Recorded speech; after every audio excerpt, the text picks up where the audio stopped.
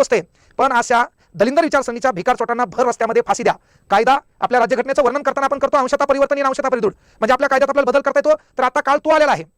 आपल्या घटनेमध्ये लिहिलंय एखाद्या व्यक्तीनं गुन्हा केला तर आपल्याला दोष मिटवायचा आहे, दोषी नाही. पण आजकाल दोषी मिटवण्याची वेळ आली आहे. आपल्या घटनेमध्ये लिहिलंय की आपल्याला व्यक्तीची प्रवृत्ती मिटवायची पण व्यक्ती नाही. पण असे भिकारचोट हरामखोर विचारसरणीचे मिटवल्याशिवाय महाराष्ट्रामध्ये छत्रपती शिवाजी महाराजांचं शासन येणार नाही.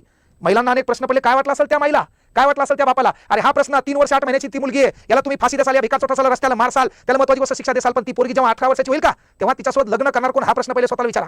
त्यानंतर त्याच भाऊकीचे जातीचे गावातले भिकारचोट तिच्याबद्दल काय काय डायलॉग घालताल, हा प्रश्न जरा स्वतःला विचारा. त्या मायबापाला काय काय प्रश्न पडतील, त्या मायबापाला काय काय वाटेल, हाही प्रश्न स्वतःला आपली बहीण म्हणून समजा. महाराष्ट्र सरकारला विनंती आहे, याच्यावर तुम्हाला कडेकोट बंदोबस्त करावा लागेल.